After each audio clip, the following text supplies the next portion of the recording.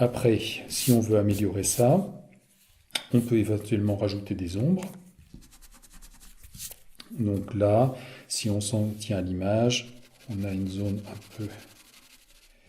petit peu une zone d'ombre ici, au niveau des doigts. Mais voilà, après moi, j'ai pas très envie de faire comme sur l'image, parce que c'est une image de type studio où il y a un éclairage un peu diffus qui est pas très intéressant. Prenons plutôt le cas où on est dans une bande dessinée, ou dessiner un tableau. Et dans ce cas-là, on aura peut-être un ombrage différent, donc c'est à vous de choisir. Moi, je verrais bien une lumière qui viendrait de par ici, vous voyez, comme ceci. Donc ça va me... Il faut imaginer la main en volume. Là, c'est cette partie-là de la main qui est arrondie. Donc je vais griser très légèrement cette zone. Là aussi, mais en appuyant un peu plus vers le bas et en appuyant de moins en moins, plus je vais vers le haut. Voilà. On peut étaler un tout petit peu si on veut. La lumière venant d'un petit peu par derrière comme ça, ici mon doigt va être à l'ombre. Mais toujours pareil, les doigts sont arrondis, donc la lumière ne va pas s'arrêter de façon franche. C'est pas comme si on avait quelque chose comme ça et qui s'arrêterait. Là, typiquement, c'est qu'on aurait un ombrage de type une section plane, par exemple, une poutre. Voyez, la lumière venant de par là aussi, cette partie est à l'ombre, celle-ci éventuellement, ça dépend, mais le dessus sera éclairé. Si on a une section arrondie, à ce moment-là, le dégradé doit être progressif. On appuie fort ici, et plus je monte, plus je vais appuyer doucement. Et c'est comme ça qu'on aura l'effet d'arrondi. Les doigts étant arrondis, je vais procéder de la même façon. Voilà.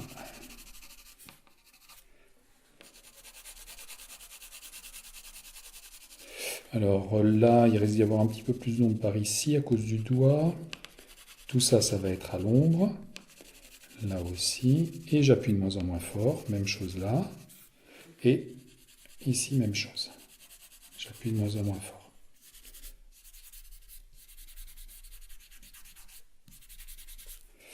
Un petit peu plus fort.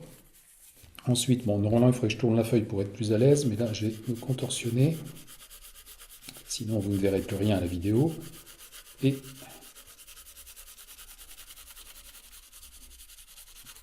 voilà.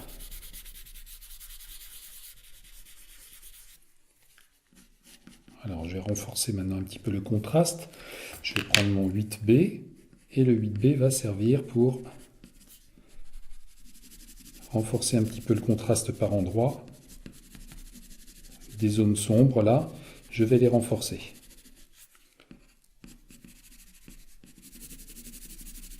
On appuie un petit peu plus fort. Pas trop fort quand même. Voilà. Et même chose ici. Pensez toujours à regarder votre dessin par rapport à son contraste. Ça, c'est très important, bien voir le contraste dans l'image, c'est-à-dire le contraste, la différence entre les zones sombres et les zones claires. Là, je vais refaire mes plis des doigts, parce qu'ils ne sont pas très bien faits, on ne les voit presque plus. Voilà. Après, quand on a une image qui n'est pas très bonne, n'hésitez pas à mettre votre main dans la même position. Même si c'est une main d'homme, même de femme, ça vous permettra quand même de voir au niveau des ombres et de mieux gérer. Toujours penser à regarder sur son propre corps comment sont faits les différents éléments. Voilà.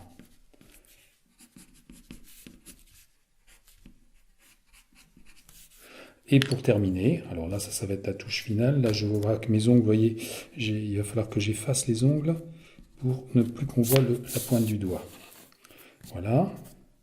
Et les ongles ici étant blancs, c'est peut-être des faux ongles, je vais, avec ma gomme, tout simplement enlever un petit peu de matière. La même chose. Vous voyez, pour obtenir un tout petit peu de blanc, on pourrait faire ça plus efficacement peut-être avec la mie de pain.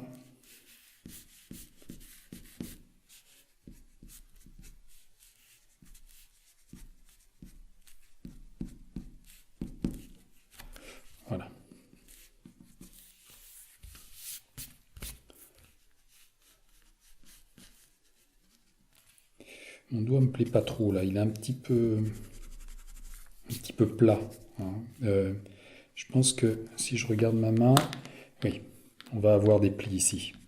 Donc il ne faut pas hésiter à les refaire. Oui.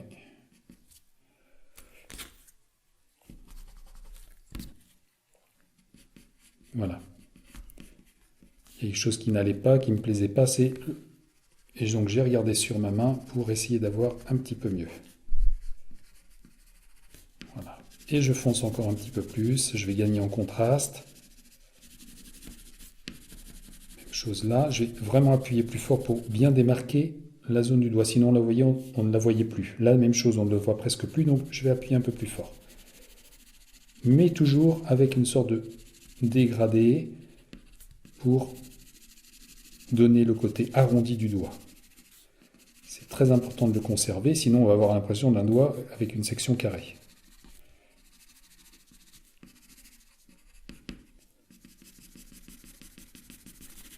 Voilà. Et je retravaille mon contraste.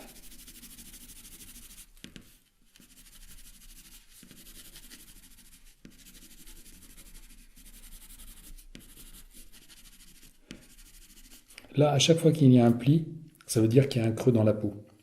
Donc il y a une zone qui va être plus éclairée et une zone un peu plus sombre. Il faut bien penser à ça. L'éclairage venant de là, eh bien, à chaque fois que j'ai un trait, je vais me retrouver avec une petite zone de lumière. Voilà, la mie de pince serait mieux que la gomme, là, par contre. Et voilà. Je réétale mes couleurs pour homogénéiser tout ça. Je reprends et je vais accentuer mes bords. Voilà. Pas hésiter à mettre un peu de lumière par endroit, en gommant complètement. Et c'est ça qui va augmenter votre contraste. Là, vous voyez, je pense que je peux appuyer encore un peu plus. Voilà. Plus je vais donner de contraste, mieux ce sera. Bien sûr, en respectant les gris. Il ne s'agit pas d'enlever complètement tous les gris. Et je retravaille comme ça, je repasse un petit peu, en appuyant doucement. Si vous passez comme ça en appuyant doucement, vous allez complètement gérer votre contraste petit à petit. Et vous allez pouvoir doser comme vous voulez.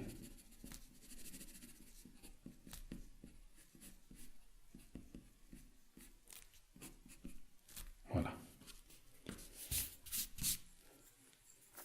Maintenant, on peut gommer un tout petit peu le tour, parce qu'évidemment, en étalant, j'ai sali le papier autour, mais ça se gomme très facilement. Parce que c'est quelque chose qui n'est pas très appuyé. Voilà.